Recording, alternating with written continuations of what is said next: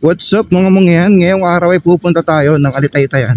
Nanggaling na kami dito kahapon, kaso nagkaroon ng problema yung cellphone ko. So, hindi ako nakapag-vlog ng maayos. Para doon sa mga hindi alam kung saan yung Alitaytayan. So, ituturo ko sa inyo kung saan ang daan. At para doon sa mga gustong pumunta sa Hanging Bridge. So, panoorin nyo to at ituturo ko sa inyo kung saan ang daan papunta sa lugar na yan. So, nandito ako ngayon sa Barangay Camburay. Ang Barangay Camburay at Morta ay magkatabi lang. Kung nakita nyo yung malaking tindahan dito sa Morta, so liko lang kayo, then dire-diretso lang. Dito sa dulo, meron dalawang likuan. Liliko lang kayo dito sa rough road. Nakapag-vlog naman ako kahapon, kaso nga lang, yan nga, nagkaroon ng problema yung aking cellphone.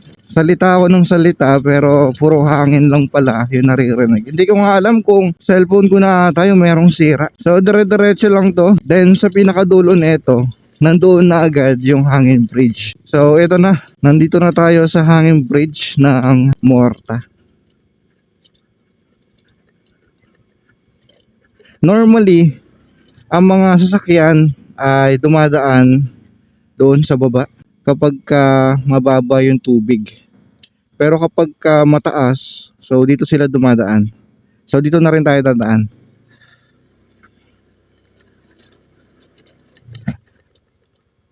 Kahapon, grabe yung alog ng tulay na to. Pero sabi nila, kailangan daw bilisan para hindi umalog ng malakas at para hindi ka matumba.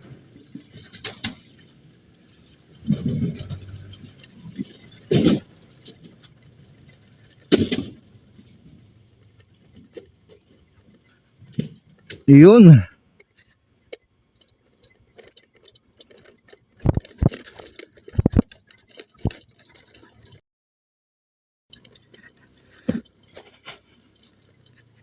Yun ang Hanging Bridge nila. So marami daw pumupunta dyan, talagang dinadayo.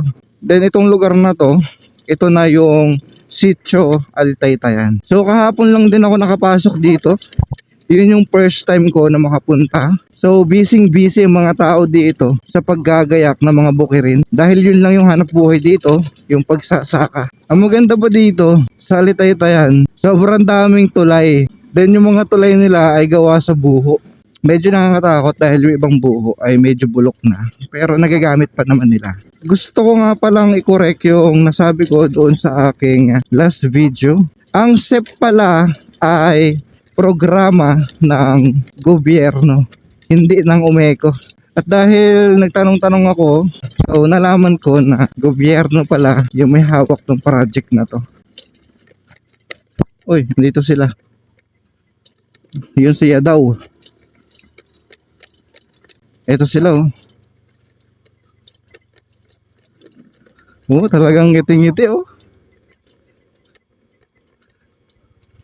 Saan yung dalawa? Doon sa may tindahan na yun, no? Bansong? Gano'n daw? Bansong. Wala pa eh. Okay, so sisimulan na kami ulit. Dito kami sa itong bahay na to. So tara. One eternity later. Okay, so pauwi na kami ngayon. Natapos din namin yung 10 bahay. So medyo maaga pa. So hihintayin daw muna namin yung first payout. Ang pagkakaalam ko, ang next namin ay puro isla. So di ko lang alam kung makakasama ako, pero sana kahit isang araw lang makasama ako. Pero sabi kasi nila doon daw sila matutulog sa isla ng Iling. Ang lalaki ng mga bahay dito. Isa sa pinakamagandang itayo sa mga gantong lugar ay farm. Yan o, katulad niyan, may isang ganyan ka lang. Pwede ka na mag-alaga ng kambing, manok, 'di ba? Isa rin 'yun sa mga gusto ko eh. Halos karamihan ng mga bahay dito is kubo lang. Kasi halos lahat naman ng mga nakatira dito ay mayroon ding mga bahay sa labas. So, yung mga kubo na 'yon is tinitirahan lang nila kapag panahon na ng taniman. So, malapit na tayo sa tulay. Ito yung isa sa pinakagustong gusto kong puntahan eh. Ito yung isa sa pinakagusto kong daanan.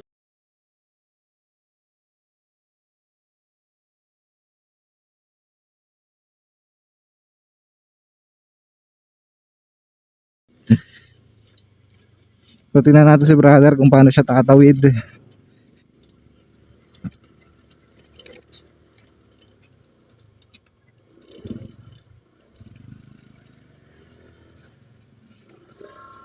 Uy, talagang mabilis ah.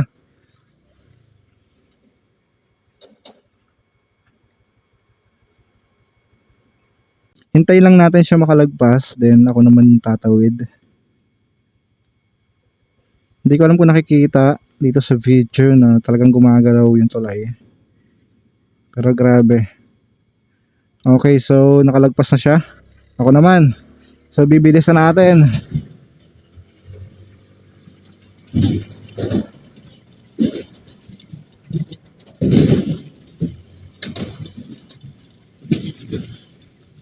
Okay.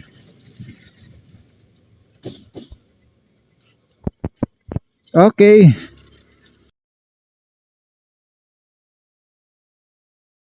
So dito muna tayo, hintayin natin yung mga kasama natin. Few moments later. Nakahingi pala sila ng gulay. Kaya pala ang tagal nila kanina. Hinintay pa pala nila yung gulay. Yan o, yung nakalagay sa red bag. Lahat ng mga nagawa namin simula nung Friday ay sobrang bait. Siguro dahil libre naman yung installation, so pasasalamat na lang rin siguro nila. So yung iba nagbibigay ng saging, kamatis. So yung iba nagpapamerienda. So yung iba nagpapakain. So kahit maliit yung kontrata namin dito, okay lang kasi masaya naman, magandang experience at nag-enjoy naman kami. Kasi sa totoo lang, doble ang baba sa tunay na presyo. Kasi kung susumahin mo lahat, ang magiging labor dapat namin sa isang bahay ay kulang-kulang 2,000. Pero dahil ito ay program ng gobyerno, so nakuha lang namin to ng 450. So ang laki ng diferensya, di ba? Pero okay lang. As long as nakakatulong kami, so okay lang yan. So kita-kits ulit tayo sa aming mga susunod na video.